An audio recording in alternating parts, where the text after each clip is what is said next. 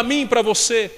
Jesus aqui, irmãos, estava mostrando para mim e para você a importância de nós sermos prósperos, não só aqui na terra, mas também termos uma riqueza no céu. Trazendo isso para o nosso contexto de hoje, contextualizando para os nossos dias de hoje. Sabe o que Jesus está dizendo aqui, irmãos, para mim e para você? Jesus está dizendo para mim e para você, escute isso, filho. Jesus está dizendo para mim e para você, para nós abrirmos uma conta bancária no céu. Assim como nós abrimos uma conta bancária aqui na terra, nós abrimos uma conta bancária com qual propósito? Com o propósito de movimentá-la. Quando alguém abre uma conta bancária, ele precisa movimentar essa conta. E para ele então chegar ali no terminal e sacar uma quantia determinada, o que ele precisa de fazer antes? Antes de você sacar, você precisa estar o quê? Depositando nessa conta bancária. Quando Jesus diz para eu e você ajuntarmos segula, não aqui na terra, mas no céu, Jesus está dizendo para você abrir uma conta bancária no céu. E depois de você ter aberto essa conta bancária no céu, Jesus então está dizendo aqui que é importante, que é preciso você fazer depósitos nessa conta bancária do céu. E aqui, irmãos, está o terceiro nível de prosperidade. Terceiro nível de prosperidade que eu e você devemos buscar. Terceiro nível de prosperidade que eu e você devemos almejar. Sabe por quê, irmãos? Porque vai chegar, escute isso, preste atenção.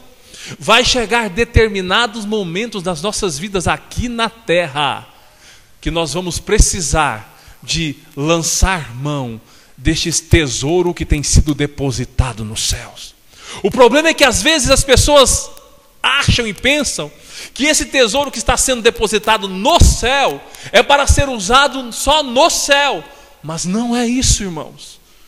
Você está depositando nos céus tesouro, você está acumulando segula nos céus, porque vai chegar determinado momento na sua vida aqui na terra que você vai precisar reivindicar do Senhor esse tesouro que você está depositando nos céus. A Bíblia nos dá um exemplo tremendo acerca disso. Ali no livro do profeta Isaías capítulo 38, nos fala acerca do rei Ezequias. Olha para cá, preste atenção.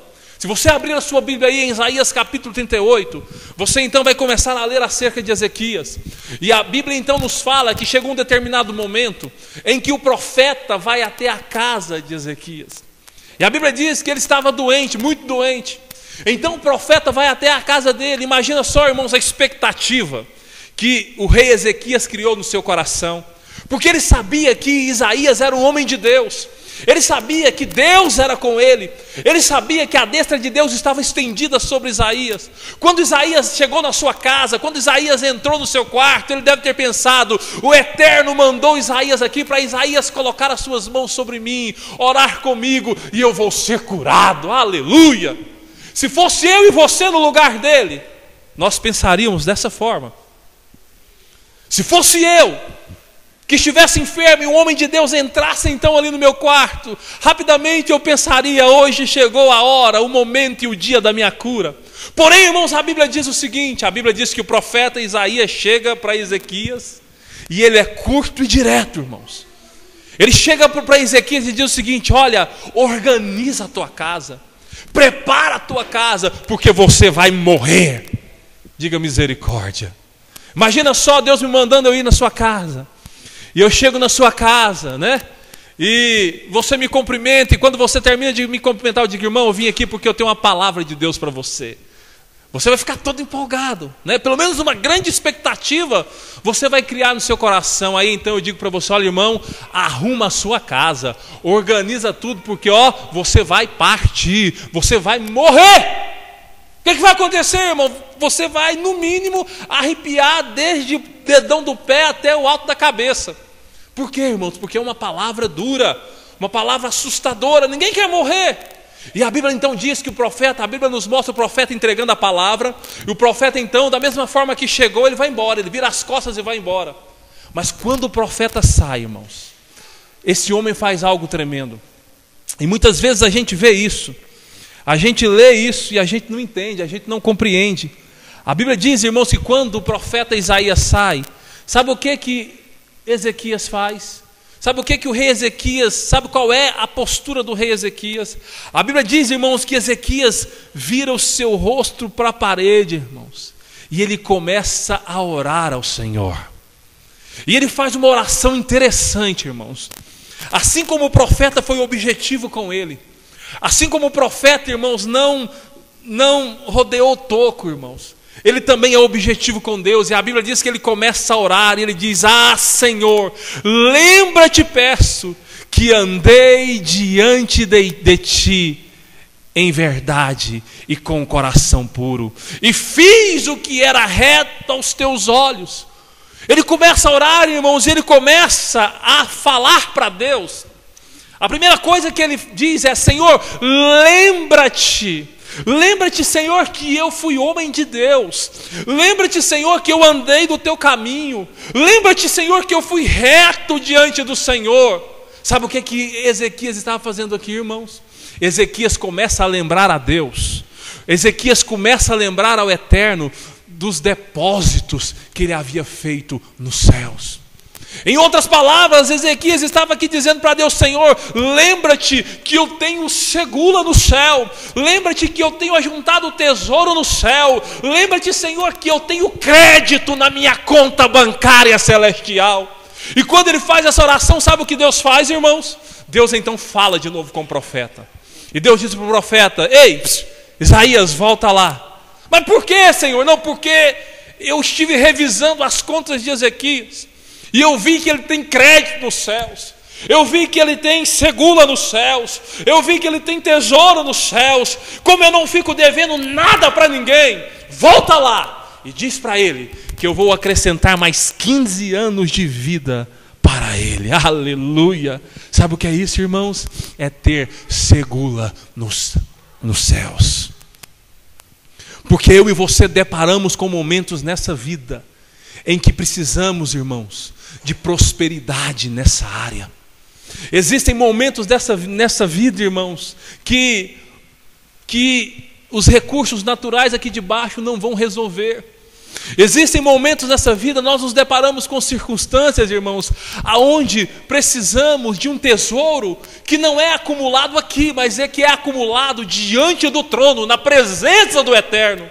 E aí, meu querido, se você é alguém que tem crédito, se você é alguém que tem se tornado próspero nesse terceiro nível, se você tem alcançado segula, se você tem depositado segula na presença de Deus, se você tem depositado tesouro no céu, você então vai contemplar a ação de Deus de forma sobrenatural em seu favor e na sua vida, em nome de Jesus. Mas escute isso, irmãos, para você ter crédito no céu, você precisa estar depositando no céu.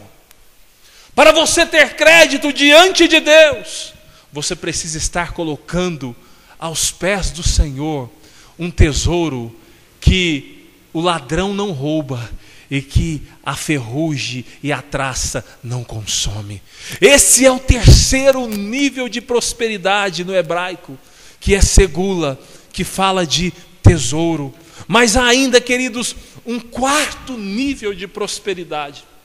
E esse quarto nível de prosperidade, irmãos, ele é tremendo, ele é glorioso. E muitas vezes as pessoas não o valorizam, muitas vezes as pessoas o negligenciam, por não ter revelação e por não ter entendimento deste quarto nível de prosperidade. Esse quarto nível de prosperidade no hebraico se chama lishma. O que quer dizer lishma?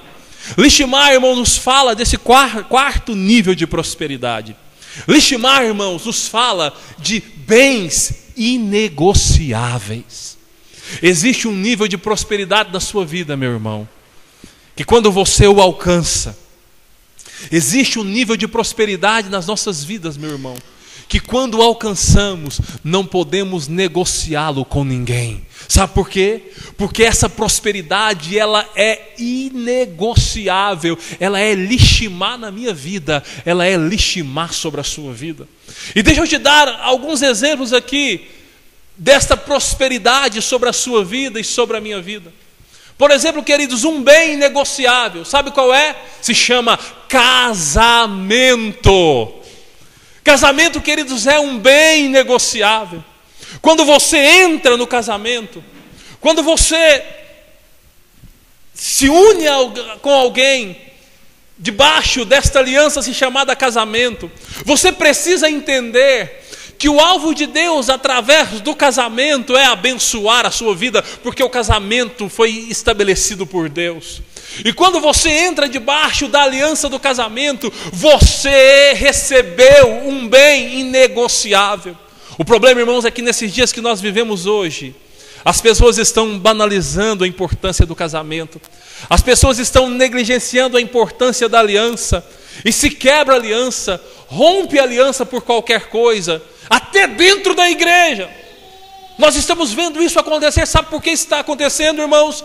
Porque as pessoas não alcançaram ainda esse nível de revelação, entendendo que o casamento é um lishma, que o casamento é um bem negociável. Olha para cá, filho, se você é esposo, se você é esposa, no nome de Jesus, não negocie o seu casamento, porque o seu casamento é bênção de Deus sobre a sua vida, o seu casamento é prosperidade de Deus sobre a sua vida. Ei, o casamento é lishma sobre você. Um outro exemplo de lishma são os filhos. Os filhos, queridos, são bens inegociáveis. Você jamais pode negociar o seu filho. Você jamais pode abrir mão desse presente que Deus te deu. Ei, escute isso, o seu filho é um presente de Deus para você. O seu filho, queridos, é bênção de Deus sobre a sua vida. E hoje nós estamos vendo aí tantas coisas terríveis, né? As crianças sendo abandonadas, filhos sendo rejeitados pelos pais. Mas isso, irmãos, não pode acontecer no nosso meio.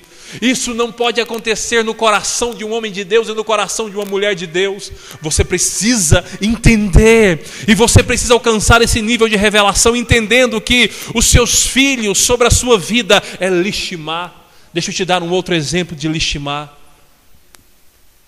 Aquela pessoa que Deus coloca do seu lado. E agora não estou falando do esposo ou da esposa, eu estou falando de um amigo verdadeiro. Escute isso, amigo, um amigo de verdade, ele é um lishma de Deus sobre a minha vida e sobre a sua vida. Eu não estou falando aqui de coleguismo, porque colega você encontra e arruma em qualquer ponta de esquina, mas amigo não. Uma amizade verdadeira, uma amizade genuína, uma amizade consistente, ela não é edificada em qualquer ponta de esquina. E quando, meu amigo, você recebe de Deus esta dádiva, quando você recebe de Deus, quando Deus coloca no seu caminho alguém que vai ser o seu amigo de verdade, escute isso, valorize essa amizade, honre esta amizade, não negocie esta amizade, não abra mão desta amizade, porque esse amigo ou esta amiga que Deus te deu, ela é um lishma na sua vida. Não deixe ela passar, não deixe esta amizade se perder, porque amigos fiéis, amigos verdadeiros, amigos de verdade são um bem inegociável. Isso é lishma.